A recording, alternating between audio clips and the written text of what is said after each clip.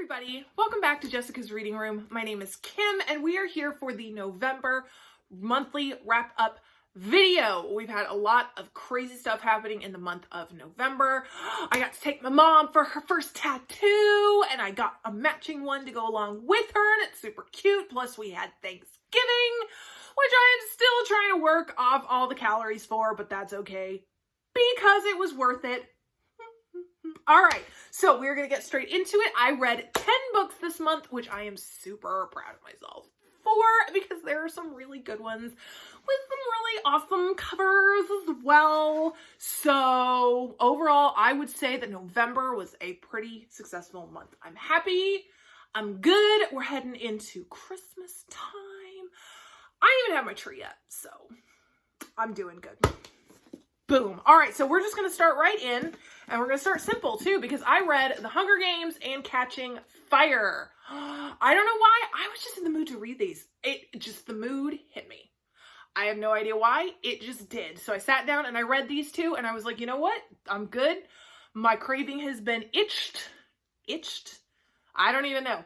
But, I mean, they were really good. These are my two favorites of the series anyway, so I was like, happy, good, yay. Woohoo, Katniss. There we go. Okay. See, we got this. No problem. So I read both of those and they were really good. If you haven't read Hunger Games, you should probably do it because I waited way too long. I mean, not too long because that was one of those that I was like, I don't read fad books and I still don't read fad books, but those are just really good fad books. So I kind of regret waiting so long to read them, but I'm also kind of sort of glad that I waited long to read them. Okay, I don't know. All right, next. Munich by Robert Harris. Oh, so dramatic. I found this one randomly at Books A Million, and I was like, I read it, or the description, and I was like, okay, that sounds like something that I might enjoy. So I bought it and I read it. This is very much micro history where we're talking about it. The entire book takes place over a 3-day period and you look into kind of almost hour by hour where you're getting all the minute little details. I mean, you're hearing what Chamberlain is saying to his cabinet members. You know, you're getting an inside look at Hitler's thinking. You get a look at the diplomatic process that's happening, because this is all happening in 1938 when Chamberlain went to Munich to meet with Hitler and then came back and gave his speech about, we have achieved peace for our time, and then didn't. I will admit, I mean, I liked it. Getting into those nitty-gritty little historical details is totally my jam. And I mean, I know some people who could probably pick this up and really enjoy it, but I also get that this is not for everybody. So I get it. It isn't. Oh, wrapping paper. Sorry. Okay, is it just me or is this just a little... Okay, there. All right. Okay, we're a little crooked, but just ignore that. Awesome. All right. Anyway, so I know that there are some people who would pick this up and be like, oh, boring. No, thank you. And I get it. But then I know that there are also some people who would read this and like geek out the same way that I geek out over things. So yeah, I will admit, I got a fresh perspective reading from this. I'm not quite as critical of Prime Minister Chamberlain as I was before I read this. I mean, I'm still critical. I'm just not as critical, which if you're a historian, we can totally have that conversation and I'm totally good with it. So yes. All right. Next, we have The Curse of Misty Wayfair by Jamie Jo Wright. Love this cover. I got this one. Alana was my Secret Santa this year, and I had this on my list, and she sent it to me, and it sounds really cool. I mean, it's got an insane asylum and postmortem photography in it, and I mean... if that doesn't sound like me, then I'm not entirely sure what does. I really liked this book. It was really good. There were some places, especially at the beginning, where I was like, what's going on? Because it is multiple timelines. She doesn't throw all the information at you right from the very beginning. You kind of have to dig a little, but once you do dig, it's worth it. There were some really good horror elements in this. There were some places where it seemed like it meandered a little too much, but I was happy with the ending. The insane asylum out there in the forests of Wisconsin, worth it. Worth it. And this is also, I think it is considered Christian fiction, which I was really surprised about, because while I was reading it, like, I was getting the whole, Christian vibe, but she wasn't preachy. I mean, the Christian fiction that I grew up reading, I mean, there were so many times where it was like super preachy, and I was waiting for this book to get that way. And I was like, oh no, it's gonna be really preachy, and I don't know if I'm gonna be able to take it. But then it didn't. So I was like, thank you. And I don't know if we still do postmortem photography, but I would like to volunteer for that job. Which also shouldn't surprise anybody anyway. So that's not that shocking of a statement. Thank you very much. All right, next we have The Traitor by V.S. Alexander. Love this cover too so much. All right, this is basically about Natalia. She is a Russian whose parents immigrated to Germany and are now German citizens, but also kind of sort of puts a target on their back in the middle of Nazi Germany. The year is 1942. She's a nurse who gets sent to the front. She sees a lot of stuff there. She sees stuff that she's not supposed to see, but of course, it's Nazi Germany in 1942. So, a lot of stuff happens out there in the forest that shouldn't be happening and people shouldn't be seeing at all, but Natalia sees them. She comes home to, to Munich. Okay, make sure I have the right place. And she gets involved with the White Rose organization. They are basically an anti-Nazi propaganda group. They write pamphlets that they just sent through the mail to regular everyday people. And basically it just tells her entire experience from, being a wartime nurse all the way up through the end of the war. And it gave a really good inside look to the White Rose, to life in Nazi Germany, especially when you didn't agree with the Nazis.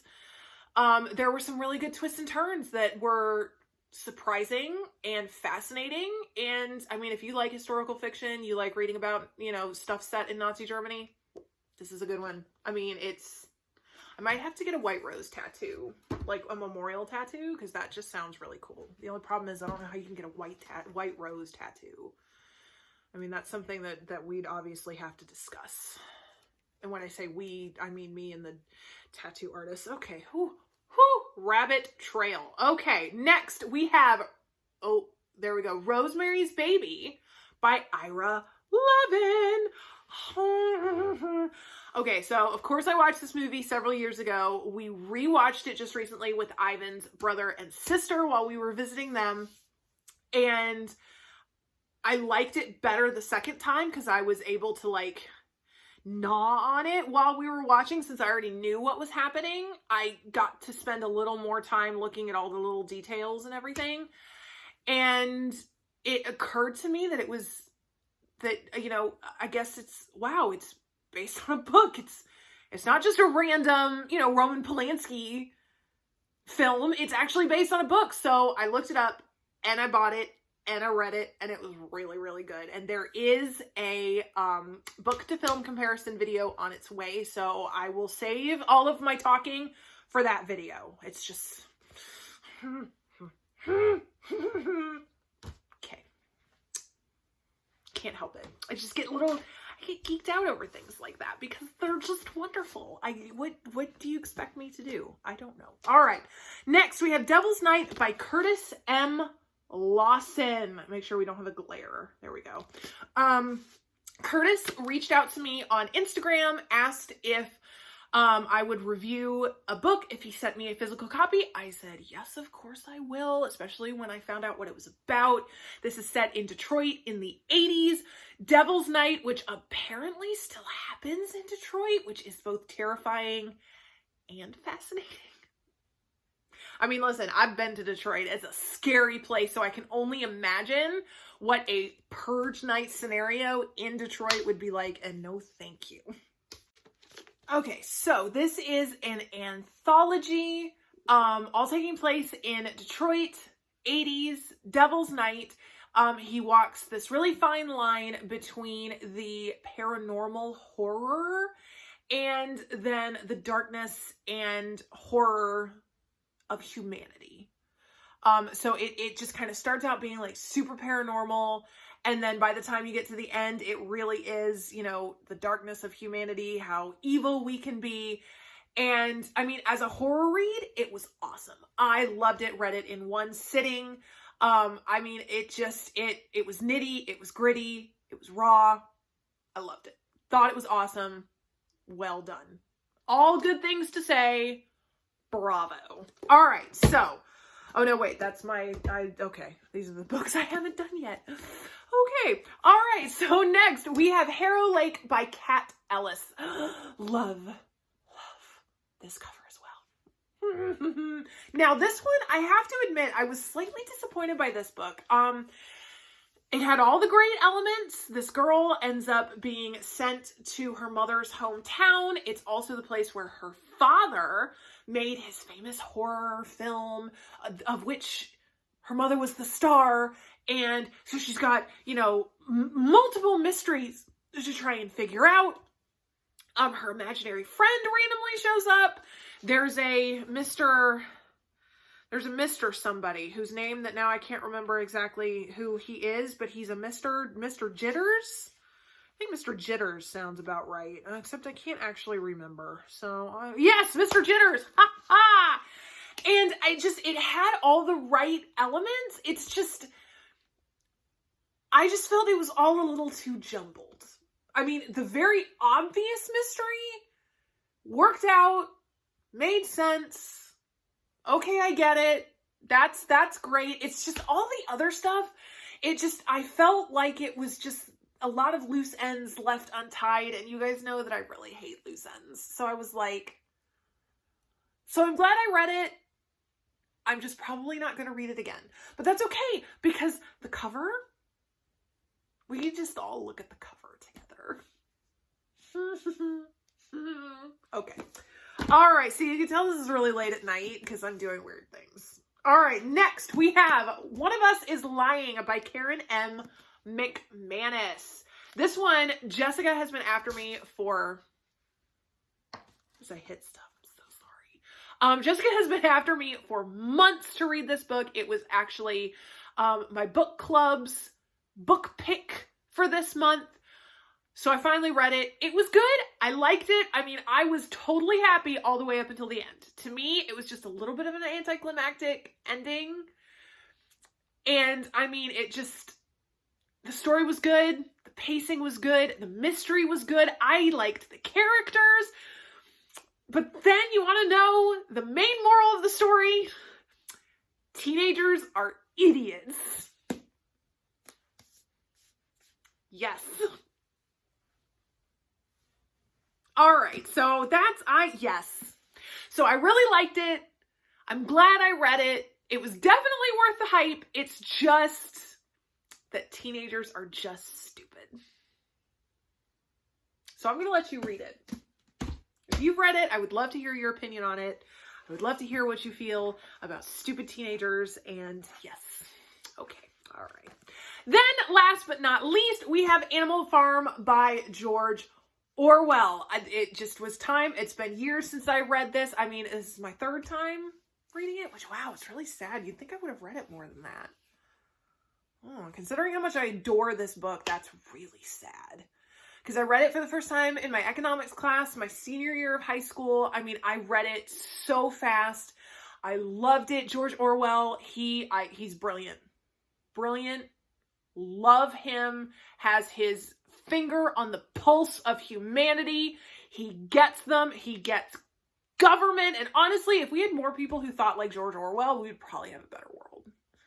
So I'm totally okay with saying that. And this one's illustrated. And this cover too, it's just so fabulous. Plus, I always feel really smart when I'm reading this book, too. So that probably has a little something to do with it. So if you haven't read Animal Farm, you need to, because it's